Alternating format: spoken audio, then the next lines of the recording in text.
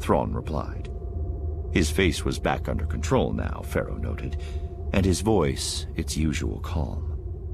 But there was an edge there that Pharaoh had heard before.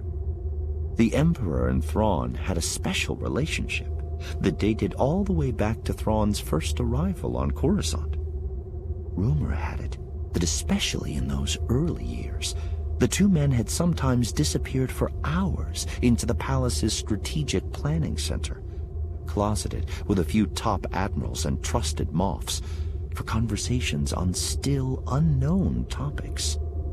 If Krennic was playing fast and loose with one of the Emperor's favorites, he was treading on dangerous ground.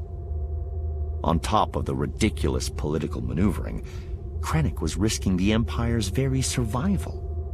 The TIE Defender assembly line Thrawn had established on the outer rim world of Lothal was poised to turn out the best starfighters the galaxy had ever seen. Fast, maneuverable, heavily armed, and, in a radical departure from the rest of the TIE series, equipped with shields and hyperdrives. They could take on anything even the best-equipped pirate gang or uncooperative system could field, and could grind the slowly growing rebel movement into dust. Without the Defender, Coruscant was in for a long fight on all three of those fronts. With the Defender, the Empire would be unbeatable. In my view, Director Krennic's project has been nothing but expenses and excuses for years on end. If construction of the Defender is to continue, you must make your case directly to the Emperor himself. I have already arranged the meeting. I'll leave immediately, Governor Tarkin, Thrawn said. The holoprojector flicked off, and Thrawn tapped the comm switch. Commander, inform Governor Price I'm departing for Coruscant, he ordered. As soon as you have your course, make the jump into hyperspace. The bridge acknowledged. For a moment, Thrawn gazed at the desk, as if considering his options. Then he looked up at Pharaoh. Commodore, he said gravely, is that the communications report I requested? Yes, sir, Pharaoh said, coming forward and holding out her datapad. I'm afraid we were unsuccessful in finding a pattern.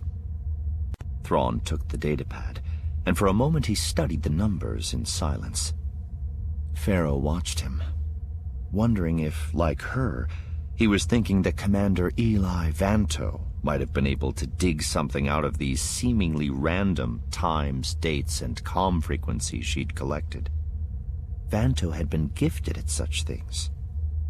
But Vanto was gone. Disappeared without a trace one day from the Chimera. And while rumors placed him everywhere from wild space to a secret planning group in the Emperor's palace to floating dead in deep space, the fact was that no one really knew what had happened to him. Pharaoh had asked Thrawn about it at the time. The Grand Admiral's response had been polite enough, but Pharaoh had left the conversation with the clear understanding that she was never to ask that question again.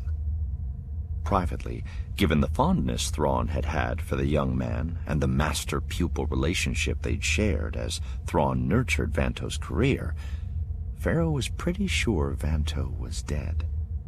She could think of no other reason for him to have left the Chimera. Perhaps the rebels are being unusually cautious, Thrawn said, handing back the datapad. It could also be that the group planning to rescue Hera Syndulla is small enough that it has no need of overt communications. Pharaoh felt her lip twitch.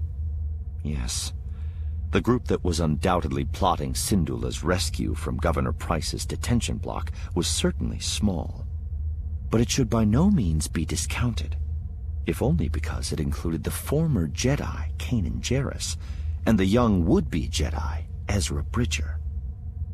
In some ways, Pharaoh would have preferred that Syndulla had died with the rest of her X-Wing squadron in their abortive attempt to wrest the space over Lothal away from the Chimera and the rest of Thrawn's force.